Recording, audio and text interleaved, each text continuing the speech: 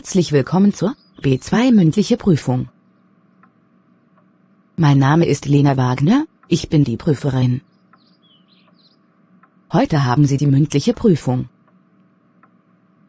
Die mündliche Prüfung besteht aus 3 Teilen: die Präsentation, die Diskussion und die Problemlösung, bzw. zusammen etwas planen. Und wir beginnen mit dem ersten Teil, mit der Präsentation. Bitte schön, Maria, fangen Sie bitte damit an. Gerne, ich heiße Maria und komme aus Italien. Lieber Daniel, ich möchte dir heute meinen Lieblingsfilm vorstellen. Der Film heißt Das Leben ist schön und ist eine Tragikomödie aus dem Jahr 1997. Die Geschichte spielt während des Zweiten Weltkriegs und handelt von einem jüdischen Vater namens Guido, der gemeinsam mit seinem kleinen Sohn in ein Konzentrationslager deportiert wird. Trotz der schwierigen Umstände schafft es Guido, seinem Sohn die Schrecken des Lagers durch eine fantasievolle Geschichte zu vermitteln und ihn so vor der Realität zu schützen. Er tut alles in seiner Macht Stehende, um ihn zu beschützen und ihm Hoffnung zu geben. Der Film ist sehr emotional und berührend, aber auch humorvoll und gibt einen Einblick in die menschliche Fähigkeit, in schwierigen Zeiten Hoffnung und Liebe zu bewahren. Der Hauptdarsteller, Roberto Benigni, der auch Regie geführt hat, gewann für seine herausragende Leistung den Oscar als bester Hauptdarsteller. Schön. Wie oft hast du diesen Film schon gesehen? Ich schätze, mindestens 10 Mal. Interessant. Kann man diesen Film für einen Familienabend empfehlen? Absolut. Der Film ist ein absolutes Muss für jeden. Er bietet eine Menge lehrreicher Inhalte, von denen die ganze Familie profitieren kann. Dankeschön. Und jetzt Teil 2, die Diskussion. Thema: Homeoffice, Vor- und Nachteile. Sie haben gerade einen Text bekommen. In diesem Text geht es um die Vor- und Nachteile des Homeoffice. Und hier sind einige Notizen.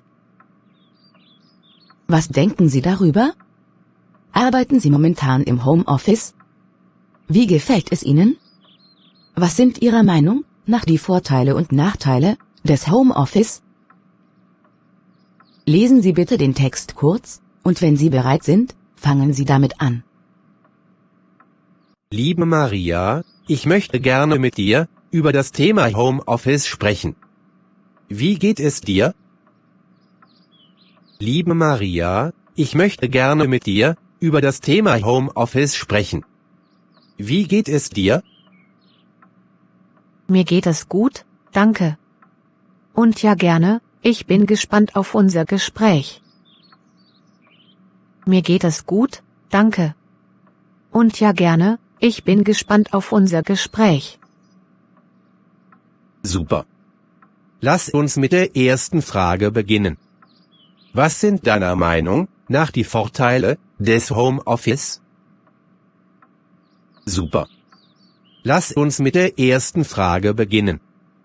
Was sind deiner Meinung nach die Vorteile des Homeoffice? Ich denke, dass einer der größten Vorteile darin besteht, dass man Zeit und Geld spart, indem man nicht jeden Tag zur Arbeit pendeln muss. Ich denke, dass einer der größten Vorteile darin besteht, dass man Zeit und Geld spart, indem man nicht jeden Tag zur Arbeit pendeln muss. Man kann auch flexibler arbeiten und seinen Tag besser organisieren.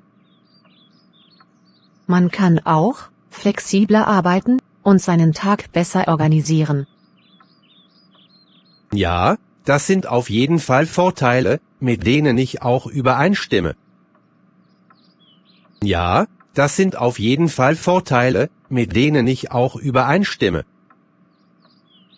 Aber es gibt auch Herausforderungen beim Arbeiten von zu Hause aus. Was sind deiner Meinung nach die größten Herausforderungen? Aber es gibt auch Herausforderungen beim Arbeiten von zu Hause aus. Was sind deiner Meinung nach die größten Herausforderungen? Ich glaube, dass die größte Herausforderung die Ablenkungen sind. Ich glaube, dass die größte Herausforderung die Ablenkungen sind. Es kann schwierig sein, sich auf die Arbeit zu konzentrieren, wenn man im selben Raum mit seiner Familie oder Haustieren arbeitet. Es kann schwierig sein, sich auf die Arbeit zu konzentrieren, wenn man im selben Raum mit seiner Familie oder Haustieren arbeitet. Man muss sich auch selbst disziplinieren, um nicht in den sozialen Medien oder anderen Ablenkungen zu versinken. Man muss sich auch selbst disziplinieren, um nicht in den sozialen Medien oder anderen Ablenkungen zu versinken. Das stimmt. Und denkst du, dass Unternehmen in Zukunft vermehrt auf Homeoffice setzen werden? Das stimmt. Und denkst du, dass Unternehmen in Zukunft vermehrt auf Homeoffice setzen werden? Ich denke schon. Das Homeoffice kann dazu beitragen, Kosten zu sparen und Mitarbeiter zufriedener zu machen. Ich denke schon. Das Homeoffice kann dazu beitragen, Kosten zu sparen und Mitarbeiter zufriedener zu machen. Ich glaube, dass viele Unternehmen in Zukunft eine hybride Arbeitsumgebung anbieten werden, bei der man sowohl von zu Hause aus als auch im Büro arbeiten kann. Ich glaube, dass viele Unternehmen in Zukunft eine hybride Arbeitsumgebung anbieten werden, bei der man sowohl von zu Hause aus als auch im Büro arbeiten kann. Ja, das ist eine interessante Idee. Aber glaubst du auch, dass es bestimmte Regeln geben sollte, um sicherzustellen, dass das Arbeiten im Homeoffice effektiv ist? Aber glaubst du auch, dass es bestimmte Regeln geben sollte, um sicherzustellen, dass das Arbeiten im Homeoffice effektiv ist? Ja, auf jeden Fall. Ich glaube, dass es wichtig ist, dass man während der Arbeitszeit erreichbar ist und dass man sich an bestimmte Arbeitszeiten hält. Ich glaube, dass es wichtig ist, dass man während der Arbeitszeit erreichbar ist und dass man sich an bestimmte Arbeitszeiten hält. Es sollte auch Regeln geben, wie man mit vertraulichen Daten umgeht und wie man kommuniziert. Es sollte auch Regeln geben, wie man mit vertraulichen Daten umgeht und wie man kommuniziert. Ich stimme dir zu. Gibt es deiner Meinung nach auch Nachteile beim Arbeiten von zu Hause aus? Ich stimme dir zu. Gibt es deiner Meinung nach auch Nachteile beim Arbeiten von zu Hause aus? Ja, es gibt auch Nachteile. Zum Beispiel kann es schwieriger sein, sich von der Arbeit zu trennen, wenn man im selben Raum arbeitet, in dem man auch entspannt. Zum Beispiel kann es schwieriger sein, sich von der Arbeit zu trennen, wenn man im selben Raum arbeitet, in dem man auch entspannt. Es kann auch schwieriger sein, sich mit den Kollegen auszutauschen und den Teamgeist aufrecht zu erhalten. Es kann auch schwieriger sein, sich mit den Kollegen auszutauschen und den Teamgeist aufrecht zu erhalten. Ja, das sind wichtige Punkte. Und wie hältst du dich motiviert, wenn du von zu Hause aus arbeitest? Ja, das sind wichtige Punkte. Und wie hältst du dich motiviert, wenn du von zu Hause aus arbeitest? Ich versuche, eine Routine zu schaffen und mich an bestimmte Arbeitszeiten zu halten. Ich versuche, eine Routine zu schaffen und mich an bestimmte Arbeitszeiten zu halten. Ich versuche auch, mich von Ablenkungen fernzuhalten und mich darauf zu konzentrieren, was ich erreichen möchte. Ich versuche auch, mich von Ablenkungen fernzuhalten und mich darauf zu konzentrieren, was ich erreichen möchte. Aber es ist auch wichtig, Pausen zu machen und sich Zeit für sich selbst zu nehmen, um den Kopf frei zu bekommen. Aber es ist auch wichtig, Pausen zu machen und sich Zeit für sich selbst zu nehmen, um den Kopf frei zu bekommen.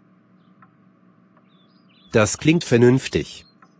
Wie denkst du über die Zukunft des Homeoffice? Werden wir uns immer mehr in diese Richtung bewegen? Das klingt vernünftig. Wie denkst du über die Zukunft des Homeoffice? Werden wir uns immer mehr in diese Richtung bewegen? Ja, ich denke, dass das Homeoffice in Zukunft noch wichtiger werden wird.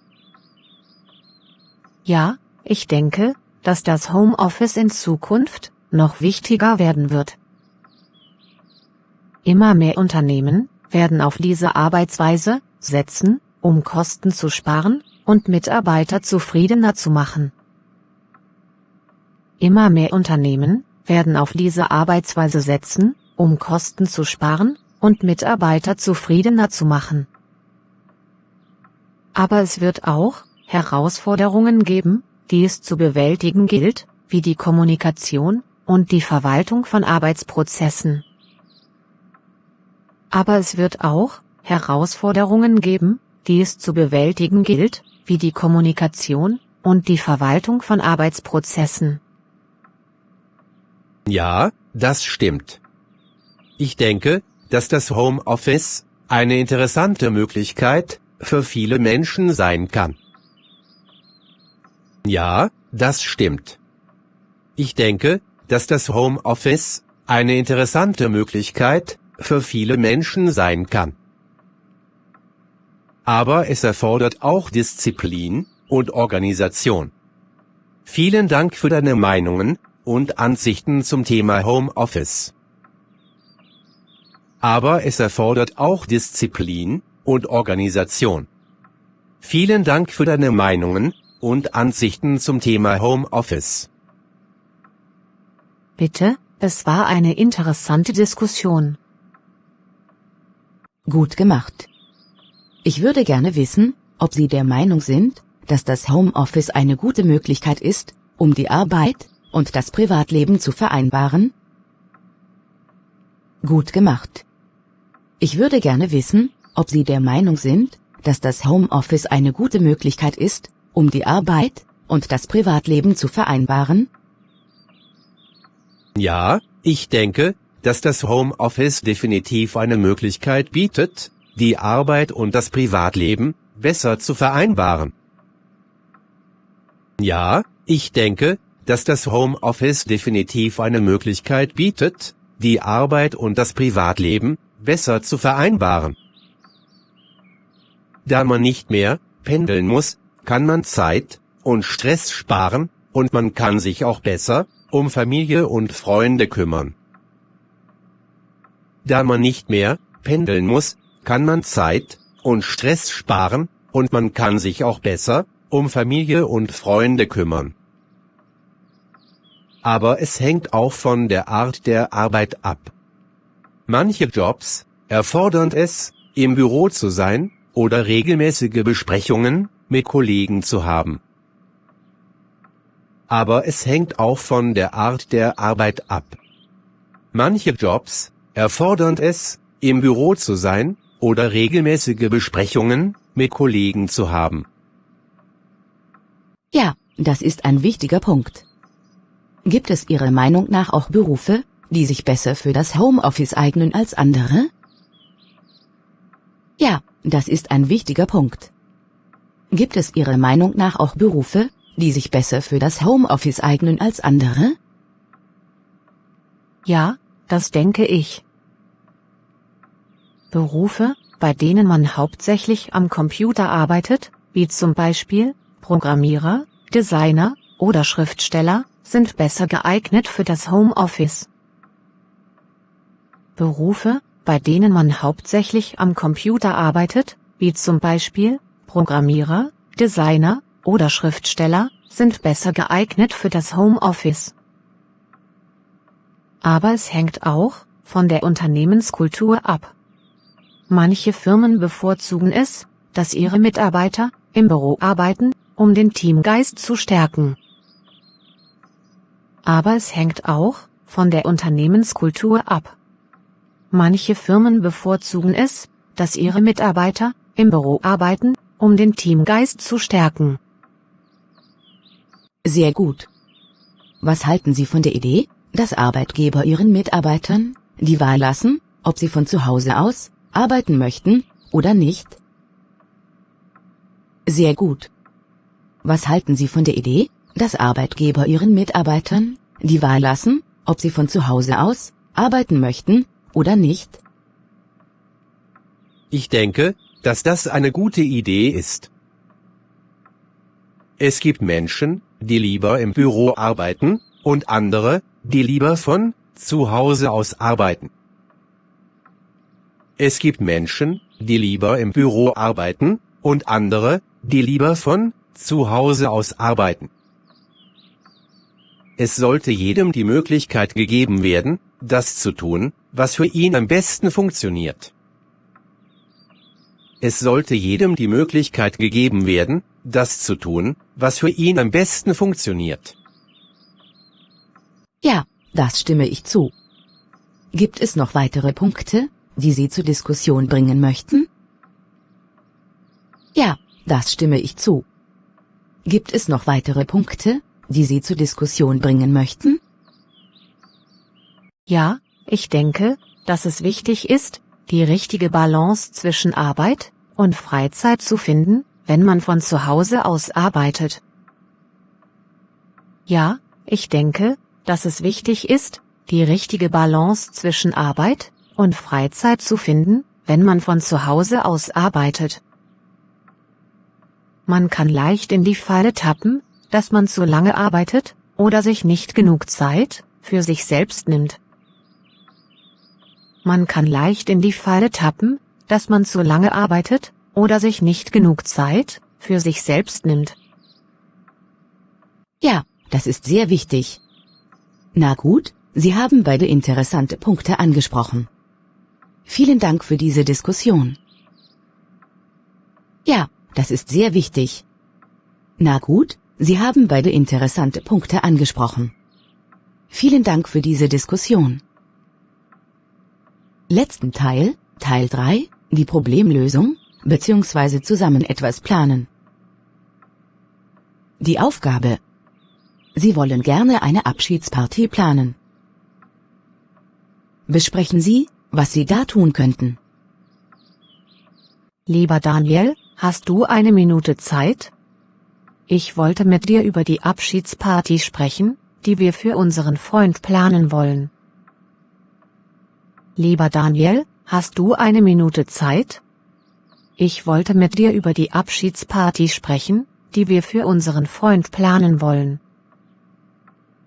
Ja, natürlich. Was hast du dir denn so überlegt? Ja, natürlich. Was hast du dir denn so überlegt?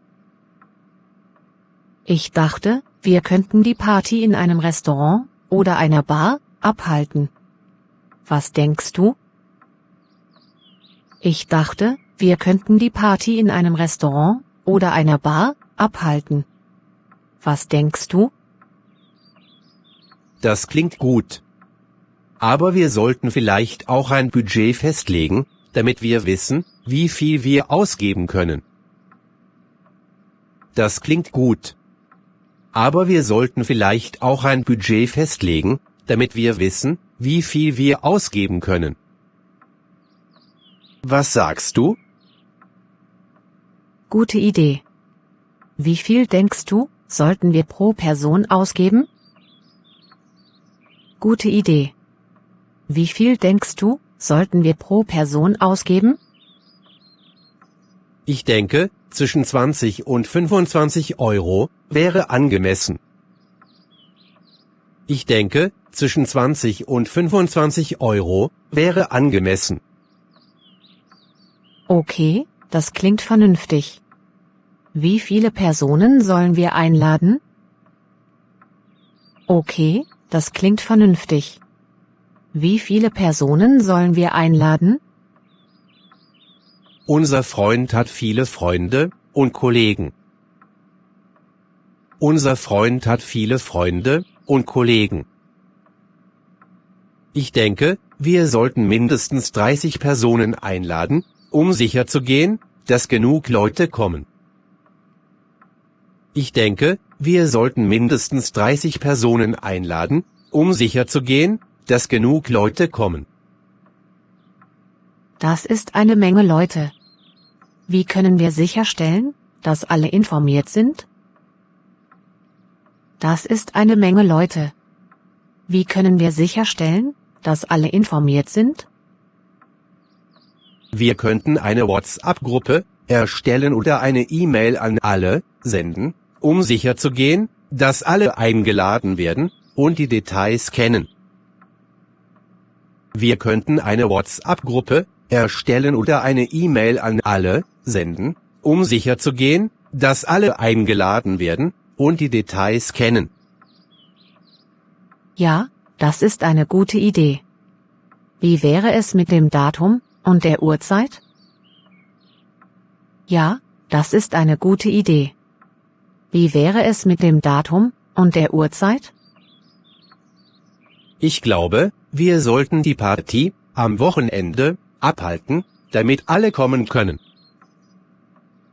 Ich glaube, wir sollten die Party am Wochenende abhalten, damit alle kommen können. Wie wäre es mit dem Samstag in 2 Wochen? Und wir könnten um 19 Uhr anfangen. Wie wäre es mit dem Samstag in 2 Wochen? Und wir könnten um 19 Uhr anfangen. Das passt gut. Wie sieht es mit der Dekoration und dem Essen aus? Das passt gut. Wie sieht es mit der Dekoration und dem Essen aus? Wir könnten Luftballons und Girlanden besorgen, um den Raum zu dekorieren. Wir könnten Luftballons und Girlanden besorgen, um den Raum zu dekorieren. Und wir könnten eine Käseplatte und einige Snacks bestellen, damit alle etwas zu essen haben. Und wir könnten eine Käseplatte und einige Snacks bestellen, damit alle etwas zu essen haben. Wie findest du das? Das klingt lecker. Sollen wir auch alkoholische Getränke bestellen? Das klingt lecker. Sollen wir auch alkoholische Getränke bestellen? Ja, aber wir sollten auch alkoholfreie Getränke wie Limonade oder Wasser zur Verfügung stellen für diejenigen, die keinen Alkohol trinken möchten. Ja, aber wir sollten auch alkoholfreie Getränke wie Limonade oder Wasser zur Verfügung stellen für diejenigen, die keinen Alkohol trinken möchten. Stimmt, das sollten wir nicht vergessen. Und was ist mit Musik? Stimmt, das sollten wir nicht vergessen. Und was ist mit Musik? Wir könnten eine Playlist erstellen oder einen DJ einstellen, damit wir alle tanzen können. Wir könnten eine Playlist erstellen oder einen DJ einstellen, damit wir alle tanzen können. Gute Idee. Aber wie teuer wäre das? Gute Idee. Aber wie teuer wäre das? Ich denke, wir können einen DJ für etwa 100 Euro für den Abend mieten. Ich denke, wir können einen DJ für etwa 100 Euro für den Abend mieten. Oder wir könnten einfach eine Playlist auf Spotify erstellen und die Musik über die Lautsprecher im Restaurant abspielen lassen. Oder wir könnten einfach eine Playlist auf Spotify erstellen und die Musik über die Lautsprecher im Restaurant abspielen lassen. Ja, das ist eine gute Idee. Also, ich fasse mal kurz zusammen. Wir planen eine Abschiedsparty für unseren Freund in einem Restaurant oder einer Bar. Das Budget beträgt 20 bis 25 Euro pro Person. Wir werden mindestens 30 Personen einladen und die Einladungen per WhatsApp-Gruppe oder E-Mail versenden. Die Party wird am Samstag, in 2 Wochen, um 19 Uhr beginnen. Wir werden Dekoration und Essen bestellen, alkoholische und alkoholfreie Getränke zur Verfügung stellen. Und entweder eine Playlist erstellen oder einen DJ einstellen. Falls wir uns für den DJ entscheiden, werden wir etwa 100 Euro dafür ausgeben. Habe ich etwas vergessen? Nein, das ist alles. Ich denke, wir sind gut vorbereitet. Nein, das ist alles. Ich denke, wir sind gut vorbereitet. Aber bevor wir alles in die Tat umsetzen, sollten wir noch einmal mit unserem Freund sprechen und sicher gehen, dass er mit all unseren Plänen einverstanden ist. Aber bevor wir alles in die Tat umsetzen, sollten wir noch einmal mit unserem Freund sprechen und sicher gehen, dass er mit all unseren Plänen einverstanden ist. Das ist eine gute Idee.